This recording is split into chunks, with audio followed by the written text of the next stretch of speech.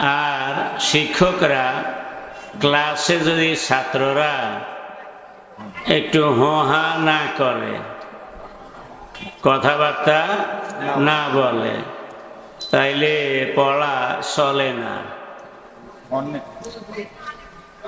আর আল্লাহ শুকর, আমার ক্লাসে ছাত্রদের চেহারার দিকে তাকাইলে আমি ছাত্ররা মেন্টালি আছে না নাই, ফিজিক্যালি তো আছে, মেন্টালি আছে না নাই, আমি আল্লাহর মেহেরবানি ছাত্রের চেহারার দিকে তাকাইলে কিছুটা কইতে পারি। সুতরাং আপনারা, আমি বলি না যে আপনারা আমার ছাত্র, তবে আমি কোরআনে কারীম এবং হাদিস শরীফ থেকে কথা বলার চেষ্টা করব ইনশাআল্লাহ। সেই হিসাবে কোরআনের ছাত্র হইলে কেউ কথা কিছু বেজালা না দিয়ে জাহির বিকতে ওরা দেখে আইলে মাছ খাই। আপনারা কি কোরআনের ছাত্র হইতে রাজি আছেন? কে কে রাজি আছেন একটু হাত তোলেন। নারায়ে তাকবীর। না এই মরামার কেন আরো জোরে নারায়ে তাকবীর। আল্লাহ তাআলা আপনি আমাদেরকে কোরআনের জন্য কবুল করেন। সম্মানিত হাজিরিন, আজকের এই মাহফিল সিরাত মাহফিল। বলেন কি মাহফিল?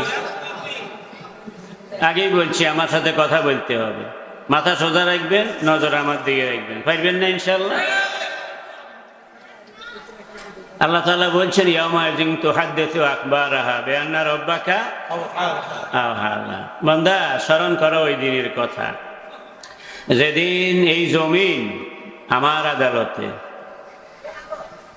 তার পিঠের উপরে সংগঠিত তোমাদের জীবনের সব খবর আমি আল্লাহর কাছে বলে দেবে। সুবহানাল্লাহ।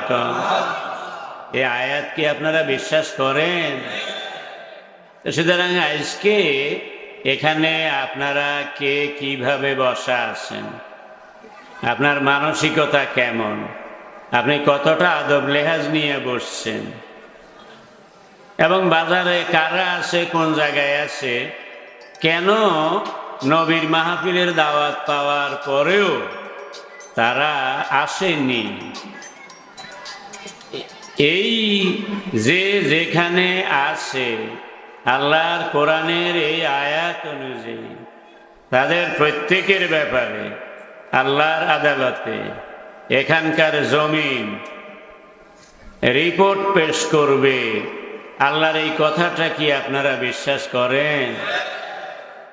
সুতরাং যেই ভাইয়েরা নবীর উম্মত দাবি করিয়া এখনো বাইরে ঘুরেন, তাদেরকে আমি হাসর ময়দানের কথা স্মরণ করিয়ে দিচ্ছি। ভাইও, আমার আল্লাহ বলছেন ওয়ারাফা'না লাকা যিকরাক। নবী গো, আপনার সম্মানের দিকে চাইয়া, খেয়াল করেননি আপনারা? নবী গো, আপনার সম্মানের দিকে চাইয়া, আপনার মর্যাদার কারণে আমি আল্লাহ আপনাকে নিয়া যখন যেখানে জিকির হবে, আলোচনা হবে, কি হবে?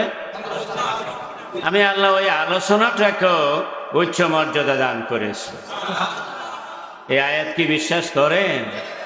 তাইলে আজকের এই মাহফিলটা জামাতে ইসলামের মাহফিল না নবীজির মাহফিল? আয়োজনও না করছে জামাতে ইসলামী, ওর কথাও কয় না।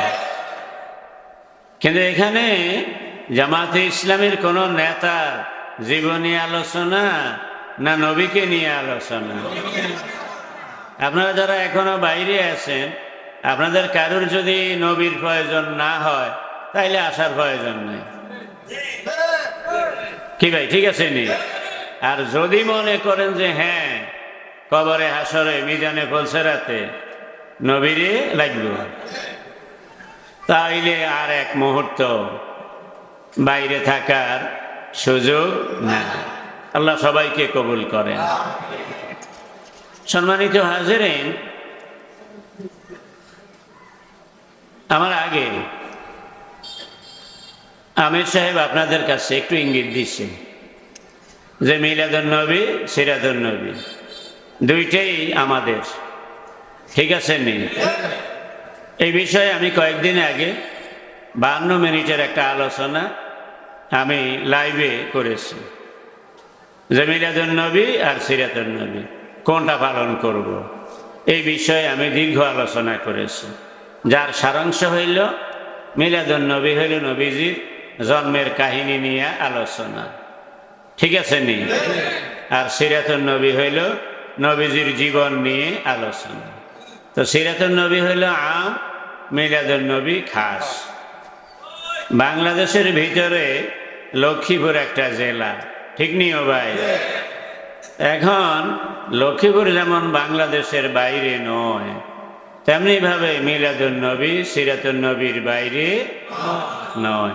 সিরাতুন নবীর এক অংশ হইল মিলাদুন নবী। আমাদের নবী, মিলাদুন নবী মানে কি? নবীজির জন্ম। আমাদের নবী কি মায়ের পেট থেকে জন্মগ্রহণ করেছেন না গাছের থেকে হঠাৎ পড়ে গেছেন?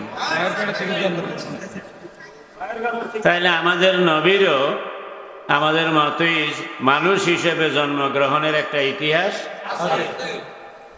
অতএব মিলাদুন নবীও আমাদের, ওরা কথা কয় না, মিলাদুন নবীও আমাদের, সিরাতুন নবীও। তাইলে একটা আরেকটা কি বিপরীত নেই? লক্ষ্মীপুর জেলা বাংলাদেশের বিপরীতে নেই, বাংলাদেশের বাইরে নেই, লক্ষ্মীপুর জেলা বাদ দিনই বাংলাদেশ। তাইলে মিলাদুন নবী আর সিরাতুন নবীর মধ্যে কোনো লাগালাগি তো নাই। কথা বুঝিতে পারছি? সম্মানিত হাজিরিন, শুধু আমাদের নবী নন, যত নবী আল্লাহ তাআলা দুনিয়ায় পাঠিয়েছেন সকল নবী, কি কইছিলাম? সবাই কয় না তো, বলেন না কেন? সকল নবী দুনিয়ায় আসার সময়ই নবুয়ত নিয়ে এসেছেন, সুবহানাল্লাহ।